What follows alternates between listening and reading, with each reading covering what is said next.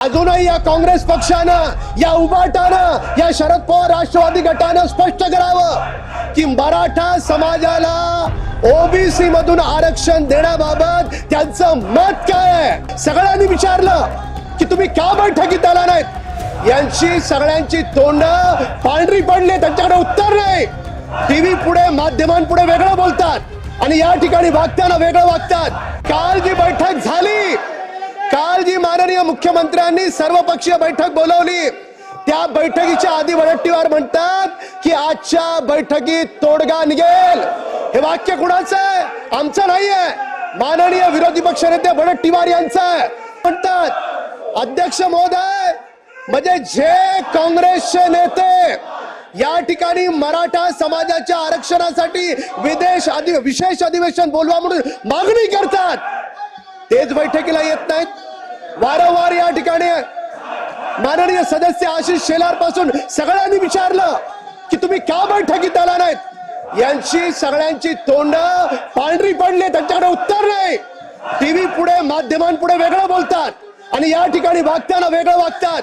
माननीय अध्यक्ष महोदय, माझी तुम्हाला विनंती आहे, अजूनही या काँग्रेस पक्षानं, या उभाटानं, या शरद पवार राष्ट्रवादी गटानं स्पष्ट करावं की मराठा समाजाला ओबीसी मधून आरक्षण देण्याबाबत त्यांचं मत काय आहे।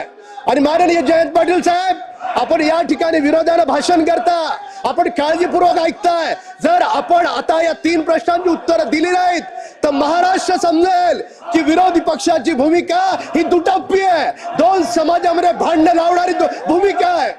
अध्यक्ष महोदय, मराठा समाजाला पहिलं आरक्षण माननीय देवेंद्र फडणवीस साहेबांनी दिलं। 40 वर्ष मागणी होती, त्यानंतर माननीय मुख्यमंत्री एकनाथ शिंदे साहेब झाले। शिंदे साहेबांनी त्या आरक्षणाला आणखी पुढे नेण्याचा प्रयत्न केला। अध्यक्ष महोदय, त्या दरम्यान कोर्टात कोण गेलं? कोर्टात जाणारी व्यक्ती मी जाहीरपणे या ठिकाणी मांडतो, जी आरक्षणाला विरोध करणारी व्यक्ती होती तो काँग्रेसचा कार्यकर्ता होता। लाज वाटली पाहिजे तुम्हाला, लाज वाटली पाहिजे। 40 वर्ष सत्तेत होतात त्यावेळेस तुम्हाला मराठा समाज आठवला नाही। मराठा समाजाला आरक्षण द्यायला पहिल्यांदा या महाराष्ट्राच्या मातीत देवेंद्र फडणवीस साहेबांनी दिलं, माननीय एकनाथ शिंदे साहेबांनी दिलं, आणि तुम्ही काँग्रेस पक्ष ज्यांनी आरक्षण दिलं त्याला विरोध करता। काय अधिकार आहे तुम्हाला? अध्यक्ष महोदय महत्वाचं आहे। वडट्टीवार साहेब, आपण जरूर बोला, पण या प्रश्नाचं उत्तर द्या। वडट्टीवार साहेब, आपण या प्रश्नाचं उत्तर द्या। आपण स्वतः म्हणताय मराठांना सरसकट कुणबी प्रमाणपत्र देण्यास आमचा विरोध नाही। काय भूमिका आहे तुमची? काय भूमिका आहे तुमची? शिंदे साहेब खाली बसा। काय भूमिका आहे तुमची? म्हणजे टीव्ही पुढे एक बोलाल, सभागृहात एक बोलाल, मराठ्यांसाठी अधिवेशन बोलवा म्हणून मागणी कराल आणि मिटिंगच्या वेळेस गायब व्हाल। अध्यक्ष महोदय, याचा अर्थ स्पष्ट आहे। याचा अर्थ याला 2 समाजात भांडण लावायचे आहेत, याचा अर्थ स्पष्ट आहे। 2 समाजामध्ये भांडण लावून याला टीव्ही माध्यमांपुढे वेगळं बोलायचंय। आज पूर्ण महाराष्ट्र पाहतोय।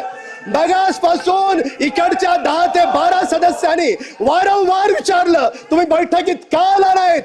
आरक्षणाला विरोध करणारा कोर्टातला तुमचा कोण कार्यकर्ता होता? त्याच्या पाठीमागे तुमचे कोण नेते होते? या सगळ्या गोष्टींचा उलगडा आज या महाराष्ट्राच्या पुढे या सभागृहात झाला पाहिजे।